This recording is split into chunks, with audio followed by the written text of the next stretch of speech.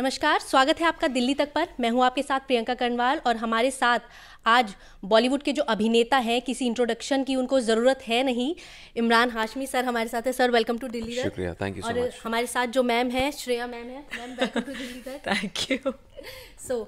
Sir आपकी film आ रही है चीट इंडिया। जी। सर सबसे पहले आप बताइए कि क्या है मूवी। वेल अभी टाइटल चेंज हुआ है, वाई चीट इंडिया हो गया। लेकिन ये फिल्म बेसिकली हमारे एजुकेशन सिस्टम के बारे में है, जो एक बहुत ही खोखला एजुकेशन सिस्टम सालों से चलता आ रहा है। इससे हम सब जुड़े हुए हैं एज स्टूडेंट्स। हमने अलग अलग बोर्ड्स किए हैं यहाँ पे, और एक रट्टा मारने का सिस्टम होता है, जो हमें उसका फ़ायदा कभी बाद में नहीं मिलता है। यूनिवर्सिटीज़ में सीटें नहीं होती हैं। गवर्नमेंट्स ने एक तरह से जो जितने लोग, इतनी तादाद से लोग जो आ रहे हैं, उनके लिए इतनी जॉब्स नहीं हैं सिस्टम में। और इसके अलावा एक बहुत बड़ा माफिया है हर स्टेट में, जो चीटिंग माफिया है, जो अनडिज़र्विंग स्टूडेंट्स को सीटें दिलवाती हैं और उनको जॉब्स दिलवाते हैं, फ़र्ज़ी डिग्रियां दिलवाते हैं।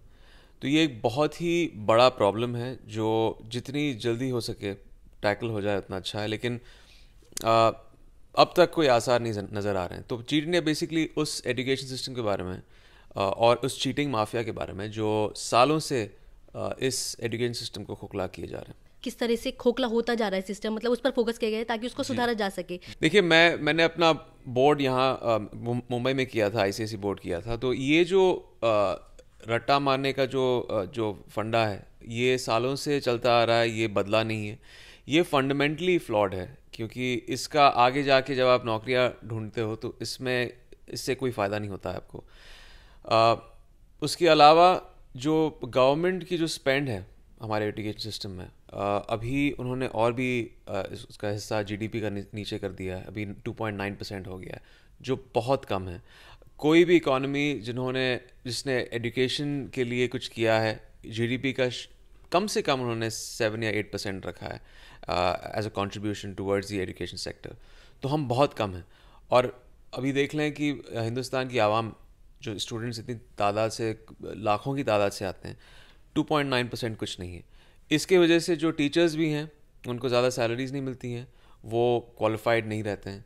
तो स्टूडेंट्स किस तरह इफ़ेक्टिवली सीखेंगे, ये चीज़ें हैं। और ऑफ कोर्स जो माफिया है, जैसे अभी देख लेना कि जो कोटा है इकोनॉमिकली बैकवर्ड सेक्शंस के लिए, अभी 60% पे आ गया है। तो इसेंशली 40% है, रह गया है। तो इसमें अगर देख लें कि कोई स्टेटिस्टिकल डेटा नहीं है कि कितना ये एजुकेशन माफिया, ये चीटिंग माफिया इन स्टूडेंट्स को सीटें दिलवा रहे हैं, तो शायद 5 या 10% ही रह जाता है जहाँ पे मेरिट स्टूडेंट्स को एक तरह से सीटें मिलेंगी। तो बहुत ही ग्रिम सिचुएशन है, और इसका जल्द से जल्द एक तो खुलासा हो, और यही चाहते हैं कि लोग चीट इंडिया देखें और इसका खुलासा हो कि cheating mafia is very it's really eating through the education system. Sir एक सवाल मैम, सर आप दोनों से मेरा है कि आपने अपनी लाइफ में मतलब कुछ इस तरह का स्कैम देखा है होते हुए, जो नहीं होना चाहिए था एजुकेशन से रिलेटेड, लेकिन आप उस चीज़ को मतलब आपने देखा हो कि हाँ हुआ है ऐसा? नहीं, इसकी बहुत सारे जो एक्सपोजे खुलासा प्रेस ने किया है, मीडिया ने किया है। देख लीजिए लास्ट 2018 में सीबीएसई का पेपर लीक हुआ था। हर साल कुछ ना कुछ होता है, पेपर लीक होता है या कोई स्कैम होता है। अलग अलग स्कैम्स हैं, जैसे व्यापम स्कैम, दूसरे स्कैम्स हैं। तो ये पता नहीं किस तरह इस पे हम क्रैक डाउन कर पाएंगे। मेरे टाइम में जब मैंने पास किया था, 94 में मैंने पास किया था, तभी पेपर लीक हुआ था मेरे स्कूल में। कॉपिंग हुई थी कॉलेजेस में। तो ये चलता आ रहा है बहुत सालों से। मैंने तो सिर्फ रेगुलर लेवल चीटिंग देखा है, क्योंकि हम सब चिट लेके कॉपी करते, या मैं अपने पेपर यहाँ साइड पे रखती थी।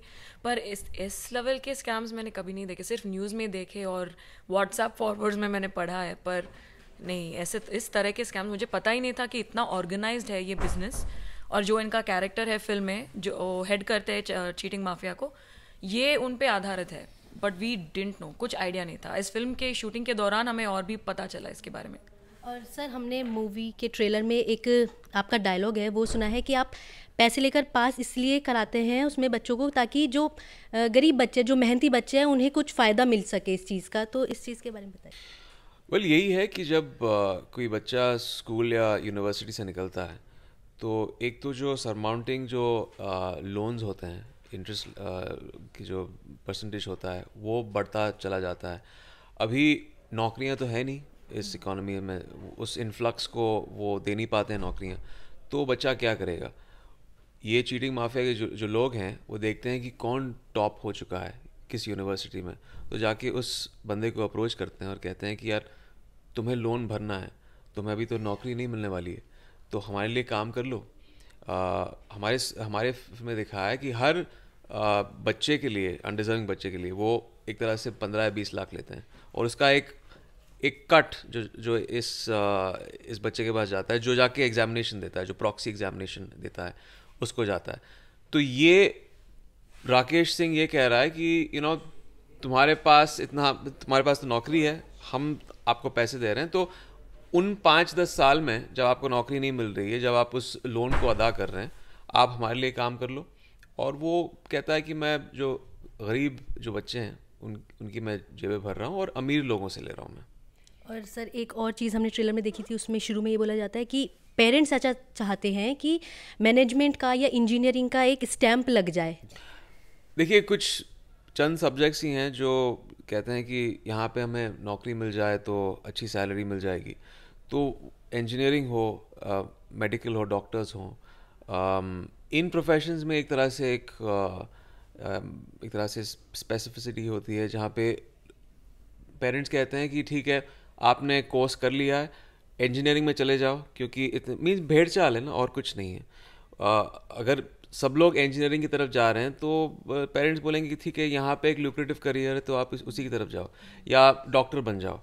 तो और ऑप्शंस है ही नहीं, आपने दूसरे हिस्सों को एक तरह से वो प्रायोरिटी दी नहीं है। जैसे आर्ट्स के लिए हमारे सिस्टम में प्रायोरिटी नहीं है। कहते हैं कि एक्टर मत बनो, आर्ट्स में मत जाओ, लुक्रेटिव करियर नहीं है। तो ये एक माइंडसेट है जो आई थिंक जल्द से जल्द अगर बदल जाए उतना अच्छा है। मैम, क्या आपके घर वालों को भी आपसे ये उम्मीद थी कि आप भी किसी इंजीनियरिंग या मैनेजमेंट इस तरह के बैकग्राउंड में जाए, या एक्टिंग में ही आना था? हाँ, मैं इंजीनियर हूँ। इंजीनियर हैं आप? हाँ। उसके बाद एक्टिंग में कैसे? तो इसीलिए ना, तो मैं इंजीनियर हूँ, पर मैंने कुछ किया नहीं मेरी डिग्री के साथ, क्योंकि जैसे इमरान ने कहा था, सभी स्टूडेंट्स या सभी लोग का कुछ अलग सा स्ट्रेंथ है, अलग सा वीकनेस है या अलग सा टैलेंट है। तो मैं ये नहीं करी कि मैं इंजीनियरिंग में वीक हूँ, पर मेरी इंटरेस्ट जो थी, मेरी दिलचस्पी जो थी यहाँ फिल्मों में थी, और मैं यहाँ आ गई।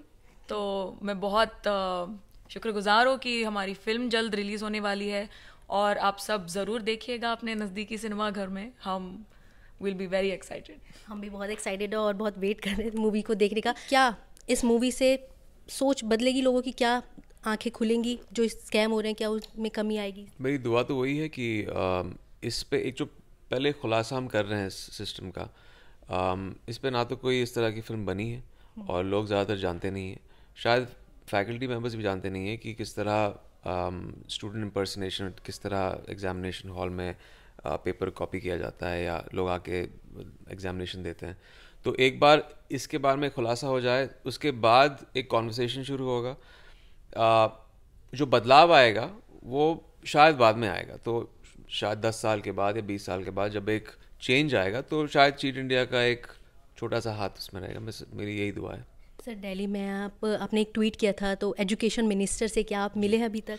अभी तक नहीं मिला हूँ मैं, बट कोशिश जारी है, क्योंकि हमने इस फिल्म पे तकरीबन 1-1.5 साल काम किया है। हमारे पास उतनी नॉलेज नहीं है जितनी उनके पास है। हम जानना चाहेंगे कि उनका टेक क्या है इस पर, हम अपनी फिल्म को दिखाना चाहेंगे उनको, और ये भी डिस्कस करना चाहेंगे कि हमारे भी कुछ पॉइंट्स हैं जो हमने इस फिल्म में पेश किए हैं, जो शायद उनके साथ डिस्कस कर सकते हैं। और इस मूवी में जो आपका किरदार है वो बाकी आप अभी तक आपने जितनी मूवीज़ की है उससे काफ़ी अलग हमें देखने को मिल रहा है। वेल, ये स्क्रिप्ट मेरे पास आई थी 1 साल पहले, 1.5 साल पहले सौमिक सर ने मुझे नरेट की, और तभी एक स्टोरी फॉर्म में थी, तो तभी हमने डेवलप किया। मैंने कहा कि शायद इसमें एज ए प्रोड्यूसर भी रह सकता हूँ, क्योंकि मुझे प्रोडक्शन में जाना था। पिछले 4 साल से मैं प्लान कर रहा हूँ, और मुझे लगा कि पहली फिल्म होगी जो मैं प्रोड्यूस करूँगा। आई am very proud of it. और बस फर्स्ट टाइम आपने काम किया है इमरान सर के साथ, कैसा एक्सपीरियंस रहा? बहुत अच्छा एक्सपीरियंस रहा है, क्योंकि जैसे आप इमेजिन करते हो एक्सपीरियंस होगा, वैसे ही हुआ। He is a very kind and giving को स्टार, तो मेरे लिए वो बहुत इंपॉर्टेंट था, क्योंकि ये मेरी पहली फिल्म है। तो to get someone like that in any scene was always very helpful for me, so I am very grateful. Sir, एक क्वेश्चन मेरा और है कि पिछले काफ़ी दिनों में मीटू को लेकर बहुत चर्चा रही इस बात की, काफ़ी सारे केसेस सामने आए, तो उस बारे में आपकी क्या राय है? नहीं, अच्छा है कि ये मूवमेंट यहाँ आ चुका है। अमेरिका में कुछ साल पहले शुरू हुआ था और हमने देखा था कि ट्विटर पे बहुत सारी चीज़ों का खुलासा हुआ था जहाँ पे नाम लिए गए थे, लेकिन वो आई थिंक सिर्फ 3 हफ्ते तक चला था और फिर उसके बाद कोई सामने नहीं आया।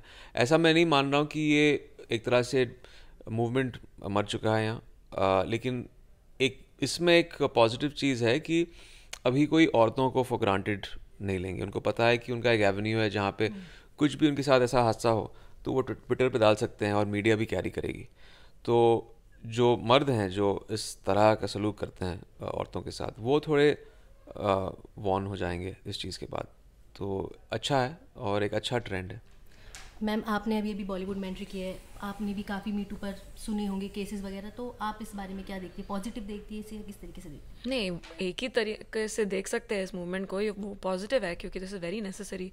और जो भी औरतों को और औरतों के साथ हो रहा था वो बहुत नेसेसरी है कि आई एम वेरी प्राउड कि उनके पास अब एक प्लेटफॉर्म है, उनके पास एक सपोर्ट सिस्टम है कि वो बाहर आके बात कर सके और लोग उनकी बात सुने। तो ये बहुत बहुत जो हुआ बहुत अच्छा हो रहा है। और दिल्ली तक के दर्शकों का आप कुछ मैसेज देना चाहेंगे?